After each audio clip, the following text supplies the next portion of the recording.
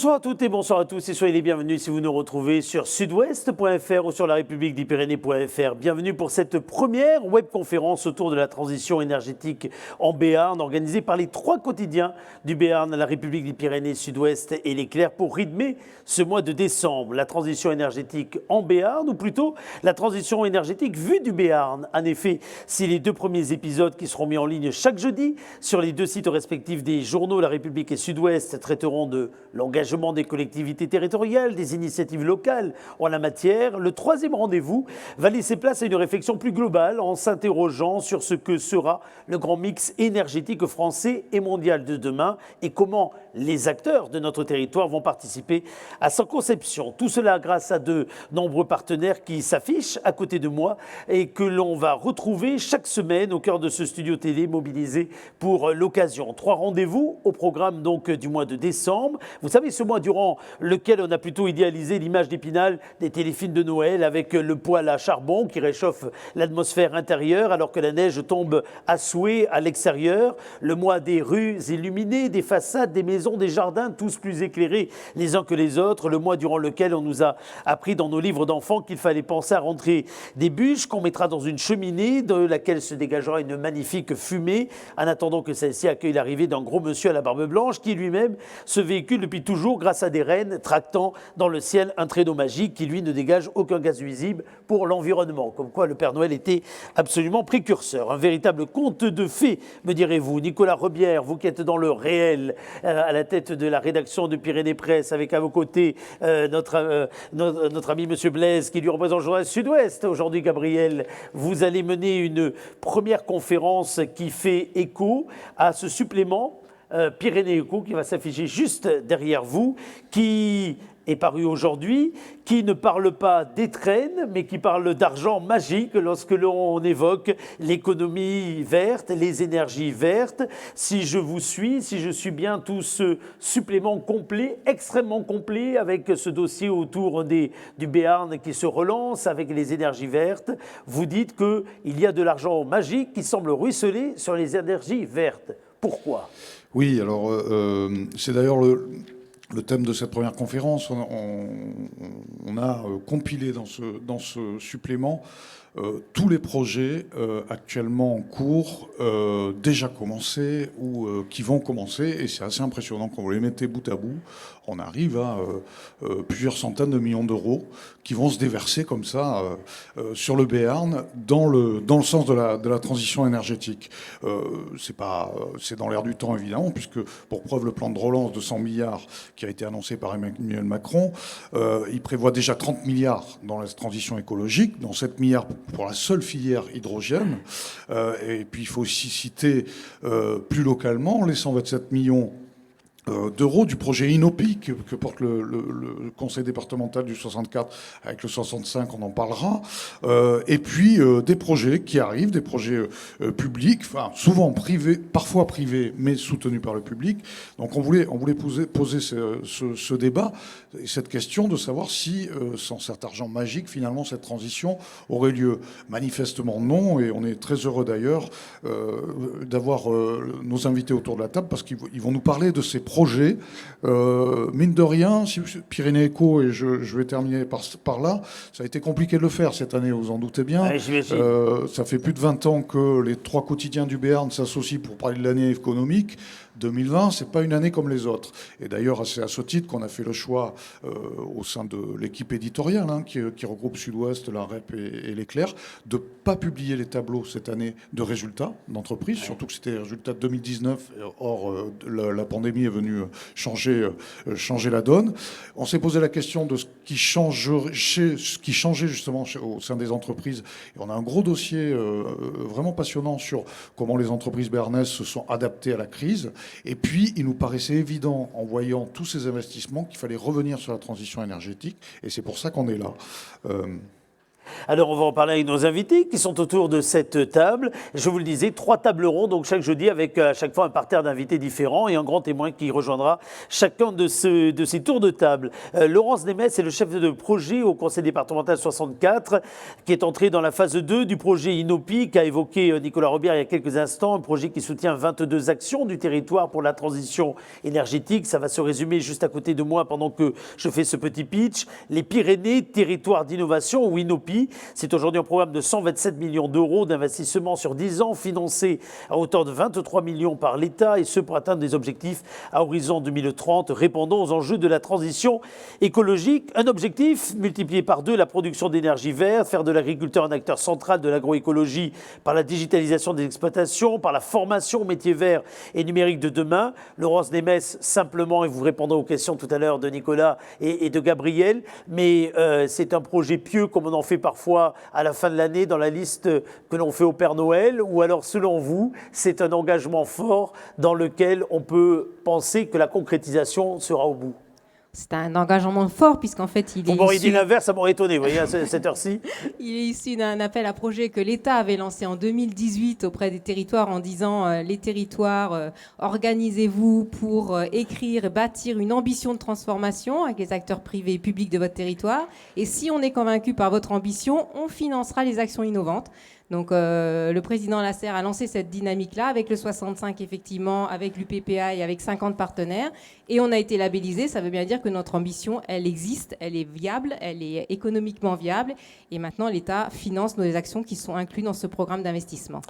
Patrice Laurent est le président de la communauté des communes de La Cortaise, un homme qui croit dur comme fer en l'avenir des énergies vertes comme levier d'un nouveau cycle de croissance économique. Vous parlez dans le supplément Pyrénées Éco d'être un acteur de cette 3e révolution industrielle. Je cite le titre de l'article qui est consacré à la communauté des communes que vous présidez. C'est pour obtenir quel César que vous jouez ce rôle d'acteur? Celui du meilleur espoir pour l'avenir du bassin ou celui de la meilleure création originale? C'est surtout pour le meilleur espoir pour la planète.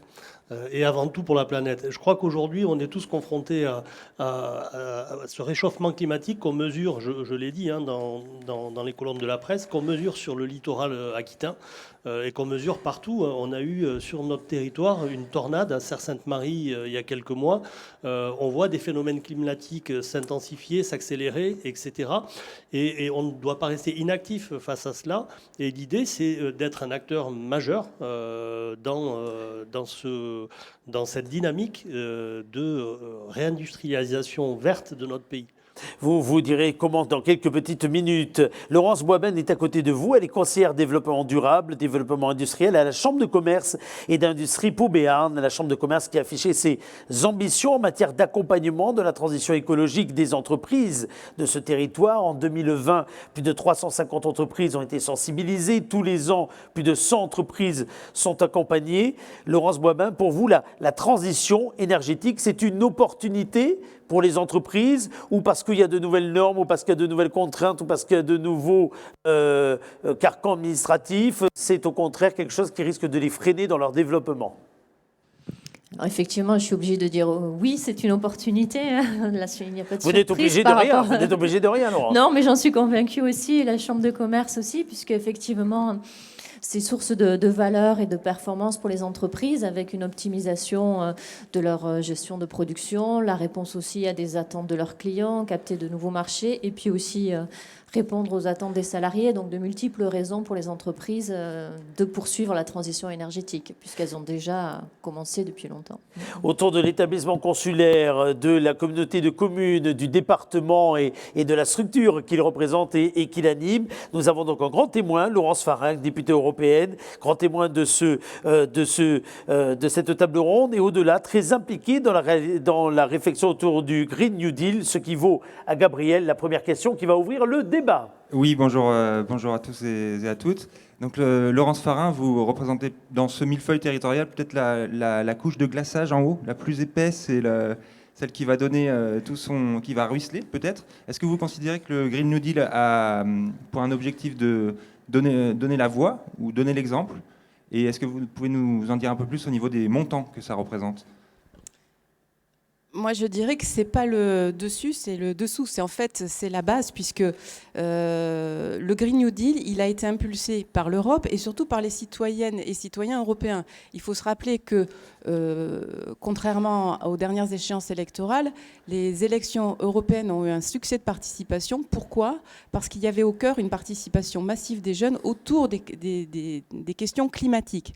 Donc, cette préoccupation citoyenne, elle s'est traduite dans le choix des dirigeants, et notamment celui de la présidente de la Commission européenne, qui a été directement chargée, auditionnée sur ce sujet du Green New Deal. Donc, depuis le démarrage et depuis que nous avons pris nos fonctions au Parlement européen, on a commencé par déclarer l'état d'urgence climatique, et puis on a suivi toute cette politique. Aujourd'hui, donc, les prémices sont là, avec des directions très claires. Donc, le Green New Deal, c'est déjà 1 000 milliards d'investissements sur 10 ans. Ça veut dire que ça va irriguer absolument toutes les politiques transversales européennes qui vont toucher à nos vies quotidiennes, à nos activités. Dans tous les domaines. Dans tous les domaines. Ça veut dire qu'il y a bien sûr des objectifs, puisqu'on vise la sortie des énergies carbonées en 2050, qu'aujourd'hui tous les dirigeants européens, dont les députés, sont en train de négocier la phase intermédiaire de 2030. Donc on est parti de 40% de réduction, on est à 55% dans les dernières discussions, le Parlement européen dit 60%, donc ça veut dire une démarche très active sur toutes les transitions, qu'elles soient écologiques et numériques aussi, parce que ça entre en ligne de compte. Donc ça veut dire que dans le plan de relance que nous avons aussi bouclé et qui est en cours encore de fin de négociation, tout devrait s'achever, là j'espère d'ici ce week-end, il y a 30% du plan de relance qui est aussi dirigé vers la transition écologique. Il y a aussi le budget européen, vous voyez, il y a plein d'enveloppes partout, c'est 37%, donc plus d'un tiers du budget européen qui doit être tourné vers la transition écologique. Concrètement, ça veut dire que quand on est en Béarn, quand on est dans notre région, le fonds FEDER, que connaissent très bien les entreprises, que connaissent très bien les collectivités locales, doit être fléché à 30% vers les transitions vertes. Ça veut dire que la politique agricole commune doit aussi intégrer une large dimension vers la transition écologique. Ça veut dire que la Banque européenne d'investissement, qui elle aussi finance beaucoup de nos activités, est en train de devenir une véritable banque verte qui ne veut plus financer les énergies fossiles. Donc tout ça, c'est des décisions très formelles, mais qui, au bout du compte, aboutissent à une vraie transformation de nos manières de faire, de produire, de consommer. Et donne du coup la direction pour les autres collectivités. Est-ce que vous avez un rôle aussi d'orientation, ou c'est plus que ça?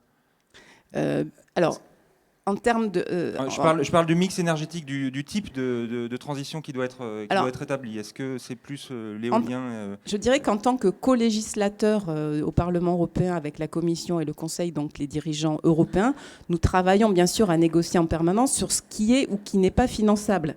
On a des questions, par exemple, sur un fonds qui s'appelle le Fonds de transition juste, et qui est ce fonds qui doit accompagner les régions en transition énergétique. LAC était par exemple il y a quelques années typiquement le site qui aurait pu être éligible à ce fonds. Il l'a fait tout seul, mais LAC est clairement un cas d'école qui pourrait être reproduit à l'échelle européenne dans des régions, je pense notamment à beaucoup de pays de l'Est qui sont dans ces problématiques. Donc il y a eu des batailles, parce que dire à un pays qui vit du charbon, il faut changer, on ne va plus financer le gaz. Par exemple, le gaz a été un vrai sujet, donc on est en train de négocier tous ces points.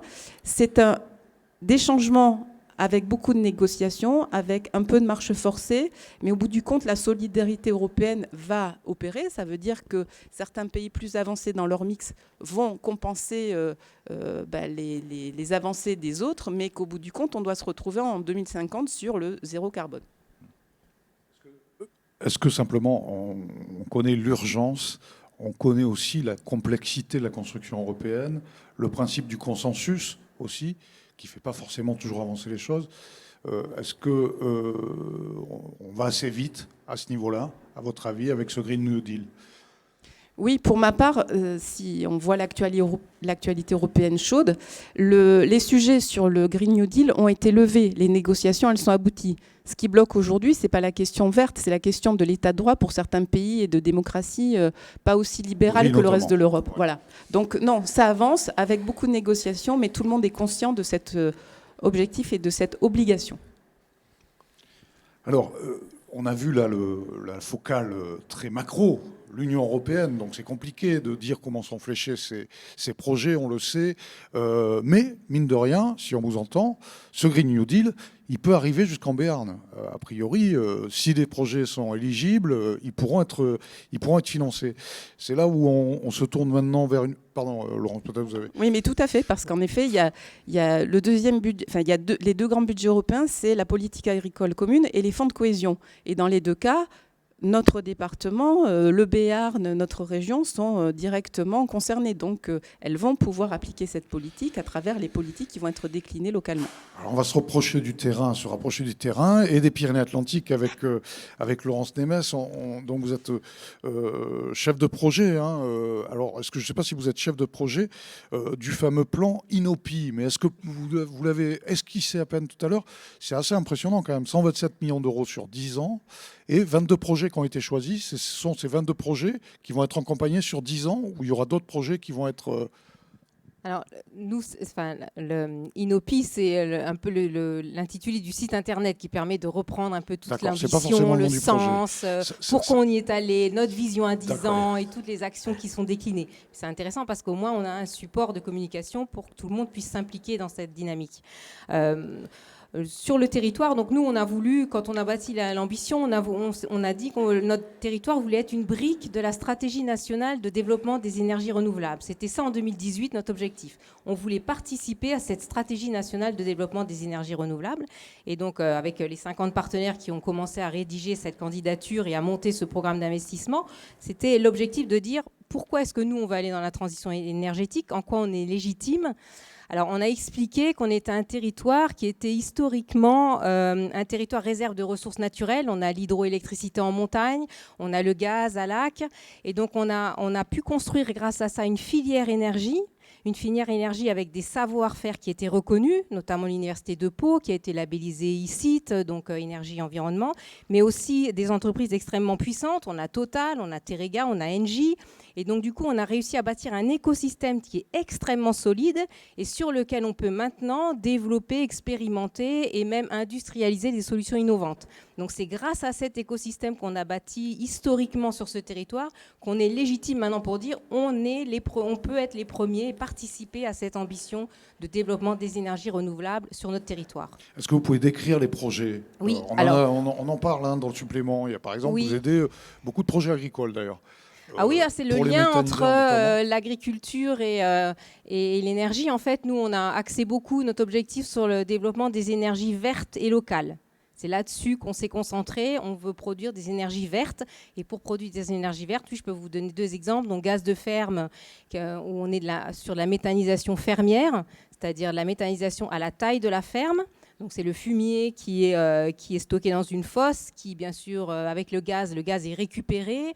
Donc c'est un premier digesteur et ensuite il est séparé entre le méthane et le CO2. Le méthane c'est du biogaz, donc grâce à l'agriculteur on peut produire du biogaz et le CO2 est récupéré, mis en bouteille, il va servir ensuite dans l'agroalimentaire pour le soda, pour les extincteurs, pour le traitement de l'eau, etc. Donc il y a toute une chaîne comme ça de développement d'énergie renouvelable et à partir de l'agriculture qui est très importante et c'est des dossiers extrêmement innovants puisqu'on est sur des machines à brevets européens, donc des sociétés béarnaises qui développent ça sur ce milieu agricole rural.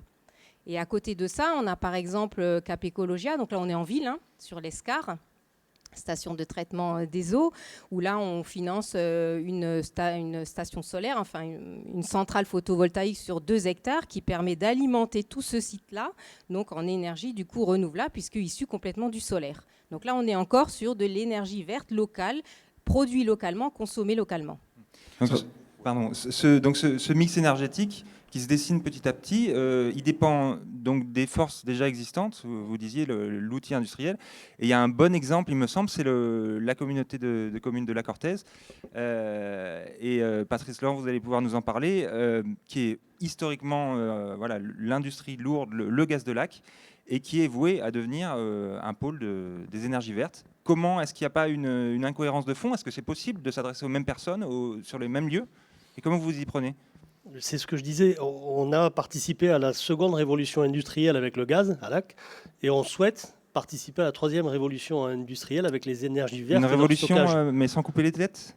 Il n'y a pas besoin de couper les têtes. Je crois que tous les acteurs qui étaient sur des énergies fossiles il y a quelques années se rendent compte aujourd'hui que l'avenir, c'est les énergies vertes.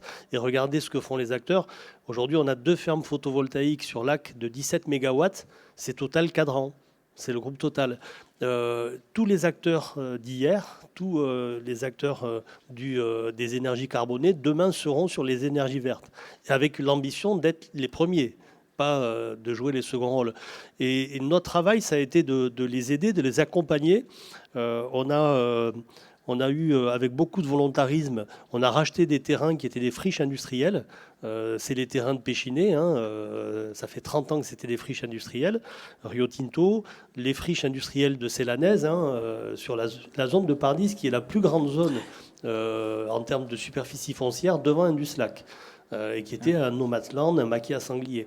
Demain, alors aujourd'hui, il y a déjà la production d'électricité, ça a commencé. Font-Roche va faire un méthaniseur en lien avec l'agriculture locale, puisqu'il y a un partenariat avec Euralis. Demain, on accueillera un incinérateur du groupe Suez pour incinérer ce qu'on appelle les combustibles solides de récupération, c'est-à-dire tout ce que vous avez dans vos poubelles et qui ne peut pas être recyclé, les poubelles de recyclage qui ne peut pas être recyclées.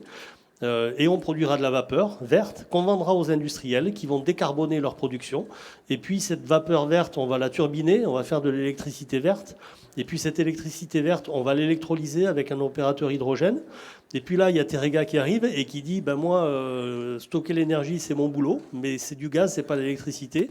Donc l'électricité qui a été électrolysée, ça devient de l'hydrogène. Et puis on se sert du CO2 de Font-Roche. On assemble les 2 molécules, CO2 et hydrogène, et on fait du méthane, c'est de la méthanation, qu'on réinjecte dans le réseau. Et c'est une belle aventure pour notre territoire. Est-ce que, vous citez beaucoup en fait de sources de production, est-ce que, en tant que collectivité locale, et je poserai la question à Laurence Desmas aussi, dans le mix énergétique, vous faites un choix, c'est-à-dire il y a certaines énergies auxquelles vous croyez plus que d'autres. Dans votre interview, dans le supplément, vous parlez de l'hydrogène notamment, en disant que ça ne sert à rien d'avoir l'hydrogène si on ne sait pas quoi en faire non plus. Alors, est-ce que dans ce genre d'opération, vous choisissez les acteurs qui vont venir ou c'est les acteurs qui choisissent de s'installer parce qu'il y a du terrain ? Non, on donne des orientations. Aujourd'hui, clairement, de l'éolien chez nous, on va pas en faire. Il n'y a pas de vent. Il n'y a pas de vent. C'est d'ailleurs pour ça qu'on a l'école des troupes aéroportées à Pau. C'est parce qu'il n'y a pas de vent. En revanche, on ne va pas faire de l'hydraulique non plus. Enfin, si, il y a le GAV, mais voilà. En revanche, sur l'histoire de l'hydrogène, c'est quand même quelque chose qu'il faut regarder de très près, parce que on voit bien la question que pose aujourd'hui le stockage de l'énergie, la fabrication des batteries. Il y a eu un sujet récemment à la télé qui montre quand même qu'on a des groupes français qui rouvrent des mines à charbon en Chine pour répondre à la fabrication des batteries. Donc on a un vrai sujet sur le stockage de l'énergie. Et aujourd'hui, le stockage de l'énergie via l'hydrogène, c'est ce qui semble être le plus propre, avec d'autres problématiques en termes de stockage de réservoirs, de taille de réservoirs. Mais l'hydrogène nous semble être vraiment l'axe le plus important. Et c'est largement encouragé par l'Union européenne également. Il y a un souffle. Laurence. Oui, sur l'hydrogène, si je peux compléter, on a quand même un terreau local qui est hyper important, puisqu'on a effectivement des ressources naturelles, on a l'hydroélectricité, on produit maintenant, comme je vous disais, du biogaz, etc., tout ce qui est vert. Et on a aussi des acteurs extrêmement puissants, parce que dans l'hydrogène, il y a déjà eu le Bustram à Pau, l'agglomération ENJ. On a également Pragma Industrie, qui a développé des vélos hydrogène et qui maintenant développe aussi des batteries combustibles hydrogène. Dans le 65, il y a Alstom qui développe un train hydrogène. Donc on a quand même des acteurs puissants puissants sur le territoire sur lesquels on peut s'appuyer justement pour développer et être en avance sur cette production d'hydrogène et ce stockage d'hydrogène aussi. Donc on a aussi un écosystème intéressant et dans le dossier Inopi, donc territoire d'innovation, on a Storengy qui propose un hub hydrogène, donc la construction de stations de secours en hydrogène pour permettre d'alimenter sur des rayons de 100 km en hydrogène quand il y a besoin et pour sécuriser la distribution d'hydrogène. Est-ce que c'est compliqué? Alors je pose la question à Mme Nemes et à Patrice Laurent. Est-ce que c'est compliqué quand même d'essayer de prévoir l'énergie du futur, même si elle sera a priori verte ou en tout cas décarbonée, sachant que parfois ça ne marche pas très bien. On a eu un exemple, on parlait de Fontroche, sur Strasbourg. On apprend aujourd'hui que finalement le projet de géothermie sur Pau est abandonné. C'est compliqué de faire un pari sur des technologies qui ne sont pas encore parfaitement au point ou en tout cas complètement diffusées. Oui, là, sur l'histoire de la géothermie, on parle de fracturation hydraulique. C'est un débat qui date pas d'aujourd'hui. Hein. En revanche, sur la question de l'hydrogène, il n'y a pas de débat. On sait aujourd'hui que ça marche. Le débat, c'est comment on amène l'hydrogène jusqu'au réseau de distribution et comment derrière on a développé les besoins en fait, hein, c'est-à-dire l'aval, les besoins en hydrogène. Ça sert à rien d'en fabriquer des tonnes et des tonnes si derrière il n'y a pas des usages, des utilisations. Et les usages, ça sera peut-être d'abord les pouvoirs publics, les collectivités qui investiront dans. Nous, on est en train de regarder les bennes à ordures. Puisqu'on a un réseau de bennes à ordures pour le ramassage des déchets, par exemple. Ça existe déjà? On est au balbutiement aujourd'hui. C'est compliqué. Et on essaye aussi de rester dans des fabrications françaises aussi. Voilà. Une idée d'un... Madame Nemes, qui voulait. Donc, ce qui est intéressant aussi, justement, pour compléter sur Territoire Innovation, c'est qu'on est dans une gouvernance qui est publique-privée. Et je crois que c'est ça la réussite, c'est pouvoir mettre autour de la table des collectivités. Bon, là, on a les 2 départements, le préfet, on a le président du pôle métropolitain, on a la chambre d'agriculture, on a l'UPPA et on a des groupes, on a Engie, SFR, on a Terega. Ils sont tous autour de la table et donc ils discutent entre eux pour savoir ce qui est possible de faire, quelles sont les feuilles de route sur chacune des énergies, là où ils en sont chacun et du coup, qu'est-ce qu'il faut pousser effectivement stratégiquement pour que ça fonctionne et toujours par rapport à un écosystème territorial qui existe déjà. Parce qu'il faut s'appuyer là-dessus. On ne peut pas faire des choses sur lesquelles on n'est pas déjà un peu en avance et déjà un peu historiquement légitime. Laurence Boisben, à la CCI, à ce propos, les entrepreneurs, est-ce qu'ils sont proactifs dans leur manière peut-être de consommer l'énergie, de se projeter? Et qu'est-ce que vous pouvez leur proposer, vous, pour qu'ils trouvent leur place justement dans ce... Alors effectivement, ils font partie de l'écosystème dont on vient de parler. Hein. Ils avancent, ils sont attentifs à ces enjeux de transition énergétique, à la fois pour faire évoluer leur offre de services ou de produits. Et puis nous, c'est vrai qu'en tant que Chambre de commerce, on est là pour faciliter la mise en place et accompagner ce mouvement de transition énergétique, que ce soit aussi sur l'efficacité énergétique de leurs installations telles qu'elles sont, et puis passer aussi ces caps technologiques d'innovation qui sont des étapes importantes. On est là aussi tout à l'heure, on en a parlé dans le cadre du plan de relance, puisque l'État a mandaté les chambres de commerce pour informer par rapport au plan de relance où il y a tout un panel de dispositifs en lien avec la transition énergétique. Et c'est vrai qu'on voit que du coup, les entreprises s'approprient en fonction de ce qu'elles ont déjà construit, hein, puisque effectivement, c'est pas des choses qui se font du jour au lendemain, on va dire, mais progressivement. Donc ça conforte ce qu'elles mettent en place et l'ensemble des enjeux du territoire. Et il y a aussi des programmes régionaux qui permettent aux entreprises d'avancer, où on travaille avec l'Agence de l'environnement et de la maîtrise de l'énergie et la région depuis plusieurs années pour décliner après chacun sur les territoires en fonction des spécificités ces accompagnements auprès des entreprises pour pouvoir effectivement leur permettre de les consolider, d'essayer d'avancer peut-être un peu plus vite aussi. Qu'est-ce que vous leur dites aux entreprises? Changez vos flottes, passez à l'électrique, bientôt à l'hydrogène, c'est quoi les conseils? Passer à l'hydrogène, on en fabrique à côté. Voilà. Après, effectivement, c'est pas une ligne, hein, c'est une multitude de possibilités, effectivement, où il faut qu'ils trouvent en fonction de leurs usages la solution qui va correspondre à leur entreprise Ce qui nécessite quand même un conseil au cas par cas. Je dis ça parce que très souvent, vous venez de citer des grands groupes qui sont évidemment avec des moyens, des structures capables de se projeter. L'enjeu, c'est aussi d'entraîner tout le tissu, tout le maillage des PME, PMI, TPI. Comment, ne serait-ce que pour y voir clair, dans toutes les aides, dans tous les dispositifs, dans tous les soutiens, dans toutes les structures, comment faire si ce n'est s'appuyer en effet sur des conseillers pour essayer de regarder au cas par cas ce qui, par rapport à sa zone géographique, par rapport à son mix énergétique personnel, par rapport à ses enjeux, est ou pas attrapable. C'est là aussi où vous intervenez pour mettre en relation, pour être en réseau? Voilà, tout à fait. Effectivement, on a une approche qui se veut être au cas par cas, sur mesure, pour proposer un accompagnement aux entreprises en fonction de leur idée, de leur réflexion ou de leur projet, suivant l'état d'avancement, de pouvoir leur dire, ben voilà, il existe tels outils, tels dispositifs concrètement pour vous accompagner. Voilà ce qu'on peut vous proposer et jusqu'où vous pouvez aller. Donc on le fait effectivement avec une approche individuelle sur toutes les entreprises qui n'ont pas forcément toutes les ressources en interne aussi pour approcher les sujets. Voilà. Alors il y a un corollaire à la transition énergétique, c'est comment on se déplace. Hein, mine de rien, tant que les voitures à hydrogène ne sont pas là, je crois que vous aidez aussi beaucoup à réfléchir les entreprises sur leur plan de déplacement finalement, et le plan de déplacement des salariés. Est-ce que vous sentez, enfin vous avez suivi vous les initiatives comme le challenge, excusez-moi, je cherche le mot. Le challenge de la mobilité. Voilà, le challenge de la mobilité. Est-ce que vous sentez un engouement ou c'est encore finalement, parce que ça fait quelques années qu'on en parle, c'est encore finalement très embryonnaire et peu d'entreprises sont intéressées par ce genre de solution? Alors, le challenge à mobilité, effectivement, on était partenaire dès le départ, puisque c'est un événement régional annuel auquel on a participé. C'est donc bien on expliqué. va faire les 10 ans l'année prochaine. Et c'est plutôt voilà, un événement qui se veut festif, convivial, pour mettre en avant les actions, les bonnes solutions, bonnes pratiques qui ont été mises en place dans les entreprises et par leurs salariés.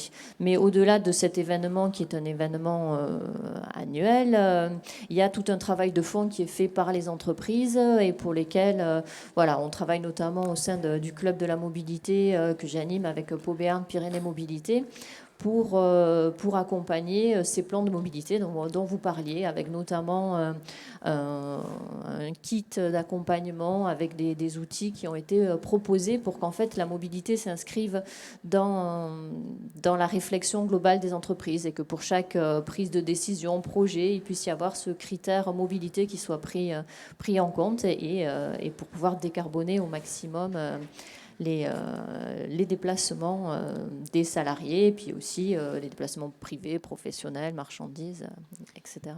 Il y a une question qui se pose, comme dans toute révolution, il me semble, c'est la question de la perception de l'opinion publique, de quel côté on balance, et l'acceptabilité, enfin, c'est comme ça qu'on l'appelle en termes industriels. Vous êtes confronté à des problèmes d'acceptabilité quand il y a une nouvelle forme d'énergie qui arrive, un nouveau projet. Comment est-ce que vous arrivez à insuffler la confiance sur des choses qu'on ne connaît pas encore nécessairement, donc on ne connaît pas tous les contours? Évidemment, tout ce qui est nouveau interroge. Et je crois qu'on ne peut être efficace que si on est crédible. Et dans les projets qui sont initiés sur le bassin de lac, il n'y a rien qui peut venir ou polluer ou venir perturber l'écosystème sous la couche terrestre. On est loin de tout ça dans les projets que nous sommes en train de mettre en place sur le bassin de lac. Ça, c'est important. Moi, ce que je voudrais dire, c'est qu'on parle de transition énergétique et de production d'énergie verte, mais la plus verte, c'est celle qu'on ne consomme pas. Oui. Et c'est comment, dans nos collectivités, dans les assiettes des enfants à l'école, à la cantine, on travaille sur les circuits courts, on met du bio dans les assiettes. C'est comment, sur le budget de la communauté de communes de la Cortès, je vais embaucher 2 personnes, création de 2 postes, de 2 emplois, pour renforcer l'éclairage public et accélérer le passage au LED. Et comment, en faisant cela, j'économise de l'argent, de l'énergie, j'en consommerai moins, et j'économise de l'argent. C'est des exemples, mais je pourrais en avoir plein d'autres.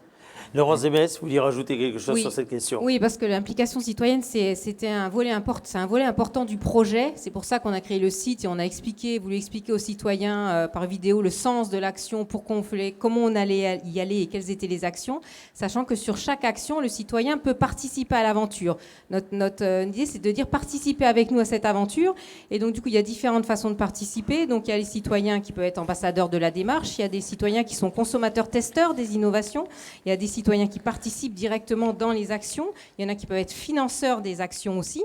Donc, on propose aussi de financer les actions. Et on a notamment une action qui est avec INR, une société qui est citoyenne, qui produit de l'énergie renouvelable avec les citoyens, dans lequel il y a 530 actionnaires citoyens directement impliqués dans la société et qui co-construit, donc ce sont les citoyens qui co-construisent des projets, notamment dans le photovoltaïque. Donc on voit qu'il y a différentes façons d'impliquer le citoyen, mais que c'est essentiel quand on parle de transition, donc de changement, que les citoyens comprennent pourquoi on fait ça et qu'ils participent à ces actions-là. Allez, on va peut-être poser la dernière question parce que le temps file, hein, Eric. Absolument. Vous êtes le maître du temps, on le sait. C'est bien connu. On l'a dit au fil de ce débat, mais j'aimerais qu'on approfondisse un peu. Comment ça se fait que le Béarn là, voit autant de projets fleurir? Est-ce que c'est le cas ailleurs? Peut-être là, Madame Nemès, vous pourrez nous le dire, parce que vous connaissez bien aussi, il y a le Pays Basque qui est juste à côté. Je suis impressionné par le nombre de projets de méthaniseurs, par exemple, qui arrivent. Alors, on parlait d'acceptabilité. Cela, c'est plus difficile à vendre, à mon avis, que du photovoltaïque. Ça, vous pourrez peut-être nous le dire. Patrice Laurent, vous êtes monté au créneau, je me souviens, dans nos colonnes pour défendre le projet de méthanisateur. Peut-être vous voulez en parler de ça? Oui, bien sûr. Évidemment, il y a des expériences en méthanisation qui peuvent être malheureuses, c'est-à-dire des odeurs, des choses qui se répandent. Voilà. Aujourd'hui, le projet du bassin de lac, c'est sur un opérateur qui est connu et reconnu en France. Avant de dire oui, on vous accepte et venez sur notre territoire, nous sommes allés voir ce qui se passait du côté de Villeneuve-sur-Lot, où Fonroche a déjà un méthaniseur, et on a observé avec eux la manière dont le processus de fabrication du méthane se faisait. Il n'y a aucun problème de pollution, pas de problème de rejet à l'atmosphère. On est sur des bâtiments qui sont sous dépression, c'est-à-dire qui aspirent l'air extérieur et qui ne relarguent pas, avec des filtres à charbon, avec des lavages de fumée. On est vraiment sur des process qui sont maîtrisés. Les camions qui arrivent rentrent dans un bâtiment, le bâtiment se referme et on remet sous dépression avant de dépoter. On est vraiment sur des sujets qui sont maîtrisés. Alors, des odeurs, il peut y en avoir sur des petits dysfonctionnements, mais il faut bien comprendre que odeur ne veut pas dire pollution, ne veut pas dire problème pour la santé. Il y a la question des rejets, le digesta, il y a certaines personnes qui remettent en cause le fait que ce soit un simple engrais. Alors, moi j'ai des témoignages. Alors, ce qu'il faut bien comprendre, c'est que dans la méthanisation, ce qui est important, c'est les intrants, c'est-à-dire ce qu'on va mettre dans le méthaniseur. Oui, le digesta n'est pas le même suivant qu'on y met. Nous, sur celui qui nous intéresse, on n'aura pas de bout de station urbaine. Donc il n'y aura pas de bout de station d'épuration urbaine dans notre méthaniseur. Ça veut dire qu'on n'aura pas de métaux lourds. C'est ça le risque, de se retrouver avec des métaux lourds sur l'épandage, sur les sols et les terres agricoles. On est vraiment sur quelque chose qui empêche l'utilisation d'engrais chimiques. Parce que le digestat, on le met à la place du nitrate d'ammonium. C'est AZF, le nitrate d'ammonium, et pas qu'AZF. Le port de Beyrouth. Le port de Beyrouth. Oui. Mais c'est ce qu'il faut mesurer aussi. C'est-à-dire que on ne se sert pas de quelque chose qui n'est pas bien en le mettant sur la terre. C'est pas ça. C'est une valorisation d'un produit qui va servir à la place d'engrais chimiques. Madame Nemès, excusez-moi parce qu'on a un peu dévié, c'est vrai, parce que je voulais revenir sur les méthaniseurs. Cette floraison de projets là en Béarn, c'est un effet d'aubaine parce qu'il y a des financements ou c'est vraiment une particularité? C'est-à-dire qu'ici, vous pensez que c'est particulièrement fertile à ce genre de projet? Sur la méthanisation, c'est un bon exemple parce qu'en fait, quand la Ah, région j'aurais a pas fait dû vous son lancer plan. sur la méthanisation. Non, mais j'élargirai c'est si un vous vrai- voulez. c'est un vrai sujet, c'est un vrai sujet, bien sûr. Oui, bien sûr. C'est un bon sujet parce que quand la région a fait son plan méthane action, en fait, ils se sont rendus compte qu'on était très en retard, nous, en méthanisation, par rapport à d'autres régions du D'accord, bah, c'est nord-ouest oui, et tout. Donc, c'est on était intéressant en à dire. retard. Donc, il y a une stratégie régionale qui a dit on pousse, on y va. Et donc, du coup, les acteurs se sont organisés pour y aller. Mais ce qui est intéressant à la méthanisation, c'est qu'il y a différentes tailles. C'est-à-dire qu'il y a de la méthanisation fermière, donc gaz de ferme, qui fait ça à l'échelle de la ferme. Il y a du collectif d'agriculteurs qui propose des projets collectifs. Il y a une quinzaine de projets collectifs sur le département, c'est beaucoup. Et puis, il y a des industriels qui s'y mettent aussi. Donc, l'important, c'est que ce soit effectivement à des tailles différentes pour répondre à des besoins différents et des organisations différentes. Et ensuite, effectivement, il faut trouver des financements pour chaque type de projet. Mais cette dynamique-là, elle est aussi parce que c'est poussé politiquement par des stratégies. Il y a les stratégies nationales qui sont déclinées par des schémas régionaux et il y a une impulsion ensuite du département et des collectivités dans le département en disant on y va maintenant et donc du coup tout le monde se met autour de la table et les projets sortent. Oui. Mais ça montre bien qu'il y a nécessité, cet échange-là, d'expliquer, de montrer, de démontrer, parce que ces questions-là se posent pour les citoyens, se posent aussi pour les entreprises, Laurence. Oui, effectivement, la complémentarité de notre territoire, c'est d'avoir, l'un des atouts de notre territoire, c'est d'avoir des activités très différentes. Ouais. Alors, on a beaucoup parlé de l'agroalimentaire, mais voilà, on a aussi l'aéronautique, l'hydroélectricité, enfin, toute la filière énergie, tourisme, et cette richesse-là d'activités aussi avec des entreprises qui sont plutôt quand même des TPE, PME, avec des autonomies décisionnelles sur le territoire et qui parfois souvent se sont structurées en collectifs, d'associations, de clusters. On peut parler de l'association Lac Plus sur le bassin de Lac, il y a plus de Cluster, 25 c'est plus ans. très à la mode. Comment Cluster, Oui, voilà. c'est plus à la mode. Mais ça existait pourtant avant. C'est ça. Voilà. Effectivement. Des années pour imposer le cluster en économie, dans l'économie française. Voilà. Et encore Donc un raté. groupe, un collectif, voilà. Donc des dynamiques collectives qui permettent d'avoir plus de force aussi pour travailler avec les démarches territoriales qui sont en place, territoire d'industrie, territoire énergie positive. Il y a beaucoup effectivement de plans qui sont mis en place sur le territoire. Et il faut aujourd'hui que tout le monde puisse arriver à travailler ensemble pour pouvoir être prêt pour la reprise ou continuer l'activité dans les meilleures conditions.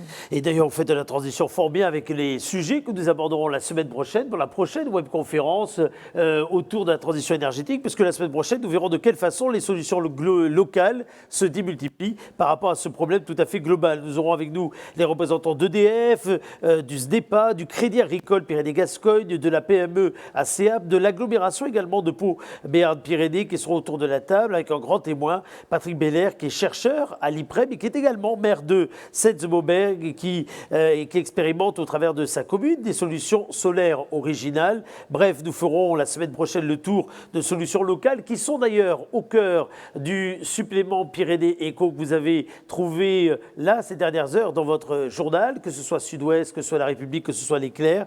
Et puis il y aura une dernière table ronde, donc la semaine suivante, autour de la recherche du grand mix énergétique de demain avec les représentants d'Enedis, de Terega, de Total, mais également de Campark pour faire l'incursion sur le bassin de Lac Suite. Un grand témoin qui sera une chercheuse de l'UPPA, Isabelle Le Héchaud, qui sera avec nous pour également évoquer ce sujet et voir de quelle façon, surtout sur ce territoire, on a des atouts à faire valoir et de quelle façon les entreprises de toute taille d'ailleurs se mobilisent autour de ces questions. Ça sera donc la prochaine webconférence. Merci Gabriel, merci Nicolas. Eric. La suite dans le supplément, hein. On est La suite dans d'accord. le supplément, effectivement, il est ce jeudi en kiosque avec le journal est vendu, que ce soit la Sud-Ouest, la REP, L'Éclair. Vous le retrouvez ensuite sur nos sites internet sous forme de feuilleteur parce qu'on pense qu'il faut qu'il ait une durée de vie lui aussi, qui ne soit pas trop éphémère. Vous avez tout à fait raison de le préciser. Merci en tout cas à tous nos invités. Merci à Laurence Farin, députée européenne, qui était notre grand témoin et qui a ouvert les propos de cette webconférence. À voir et à revoir sur les sites respectifs de vos journaux préférés. À très bientôt.